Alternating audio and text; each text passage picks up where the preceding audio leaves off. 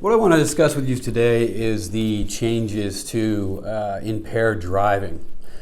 Previously, it was one of the most frequently prosecuted offenses in the province.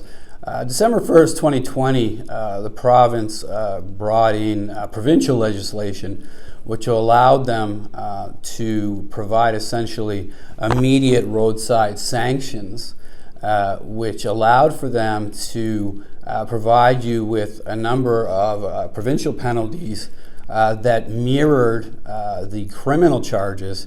However, what you would find is you quickly lost many of the rights you would have had under the criminal code. So while you wouldn't receive a criminal charge, the consequences would be similar. So I'm just going to explain to you what you need to know if you are stopped or under this legislation and receive an immediate roadside suspension. What I'm going to focus on is an immediate roadside suspension fail.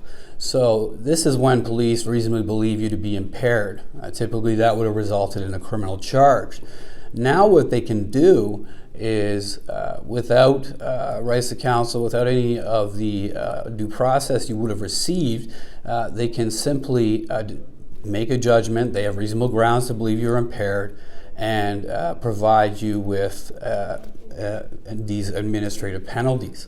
The penalties are not dissimilar. $1,000 fine, okay, with a victim fine surcharge, so $1,200, and a tow. You'll be towed. Your car will be impounded for 30 days. You have to incur the expense of the vehicle being impounded, and then there follows a driving suspension, which is identical to those who are typically charged with a first-time impaired offense.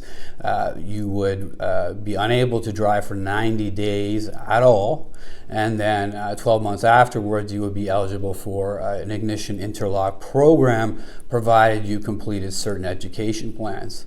The question is, how do you challenge these? And this is where there's a lot of confusion and I get a lot of questions.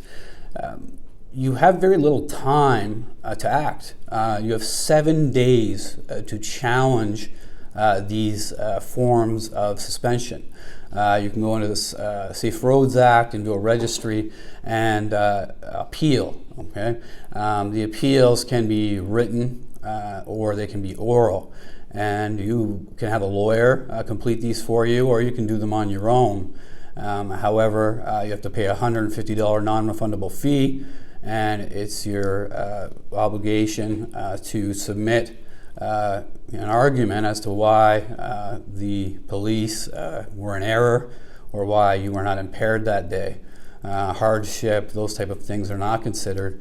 You've got to look at technical defects in the way the police handle the investigation and examine the police notes and see if there's any errors. You have the 7-day turnaround. If you don't, there is a process to apply for a longer turnaround, but there's no guarantees. So what happens is people often miss these deadlines, and that's what I want to emphasize. 7 days, and get to a registry, get to the Safe Roads Act website, and ensure that you register to appeal if you feel that you've been done wrong. Because you're looking at a fine, you're looking at a roadside suspension, you're looking at increased insurance rates. The only difference is you don't end up with a criminal code conviction. Police also have discretion to lay a criminal charge, and so the two can be coupled together. So what I would advise people is be aware of the 7-day deadline, which is critical. Make sure you're aware of the paperwork you have. If you see that it's an immediate roadside sanction, get to work right away. Okay, this is not something where you can wait. There's no court date, and if you just let it lapse, you're looking at some issues to reinstate. If you have any questions about these types of suspensions and ways in which a lawyer could assist, please shoot me an email. I'm happy to have a conversation with anybody about this. And obviously, there's also recourse of judicial review if you don't agree with the decision of the board. But definitely remember 7 days from the time of the offense. That's what you've got. That's what you need to focus on.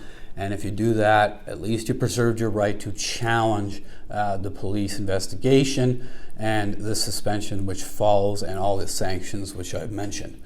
Thank you. My name is Dan Murphy. I'm an Edmonton defense lawyer. And if you have any questions about anything, really, just shoot me an email and I'll be happy to contact you. Thank you.